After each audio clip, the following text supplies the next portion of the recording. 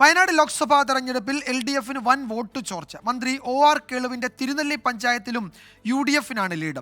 Christian വിഭാഗങ്ങളെ ചേർത്ത് നിർത്താൻ കഴിഞ്ഞു എന്ന നേട്ടമാണ് NDAയ്ക്കുള്ളത്. അതേസമയം വോട്ട് കുറഞ്ഞത് അന്വേഷിക്കുമെന്ന് LDF വയനാട് ജില്ലാ കൺവീനർ CK ശശീന്ദ്രൻ പറഞ്ഞു. ആകെ 578 ബൂത്തുകൾ. ഇതിൽ 561ലും UDF സ്ഥാനാർത്ഥി പ്രിയങ്ക ഗാന്ധിക്ക് ലീഡ്.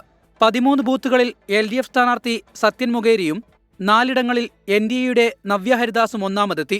മന്ത്രി OR കേളുവിന്റെ മണ്ഡലമായ മാനന്തവാടിയിലും പ്രിയങ്ക ഗാന്ധി മുന്നേറി. LDF ശക്തികേന്ദ്രമായ മന്ത്രിയുടെ തിരുനെല്ലി പഞ്ചായത്തിലും UDFനാണ് ലീഡ്. 241 വോട്ടിന്റെ ലീഡാണ് ഇവിടെ പ്രിയങ്ക ഗാന്ധി നേടിയത്. സുൽത്താൻ ബത്തേരിയിൽ 97 ബൂത്തുകളിലാണ് LDF മൂന്നാം സ്ഥാനത്തായത്. കൽപ്പറ്റയിൽ 35ഉം മാനന്തവാടിയിൽ 39 ബൂത്തുകളിലും മൂന്നാം സ്ഥാനത്ത്. ക്രൈസ്തവ വോട്ടുകൾ അനുകൂലമാക്കാൻ കഴിഞ്ഞു എന്നത് NDAയ്ക്ക് നേട്ടമായി. മുള്ളൻകൊല്ലി, പുൽപ്പള്ളി, പൂതാടി പഞ്ചായത്തുകളിൽ NDA രണ്ടാം സ്ഥാനത്തെത്തി. ബത്തേരി നഗരസഭയിൽ കഴിഞ്ഞ തവണ 5 ബൂത്തുകളിൽ മാത്രം രണ്ടാം സ്ഥാനത്തായിരുന്ന NDA ഇത്തവണ 14 ബൂത്തുകളിൽ രണ്ടാമതെത്തിയത് NDAയുടെ വേരോട്ടത്തിന്റെ ആഴം കൂട്ടുന്നു.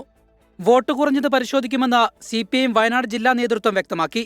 ഈ വോട്ടിംഗ് കുറഞ്ഞത് വളരെ ഗൗരവമായിട്ട് പരിശോധനയ്ക്ക് വിധേയമാക്കേണ്ട ഒരു കാര്യമാണ്. നല്ലപോലെ ഞങ്ങളത് പരിശോധിക്കുന്നുണ്ട്.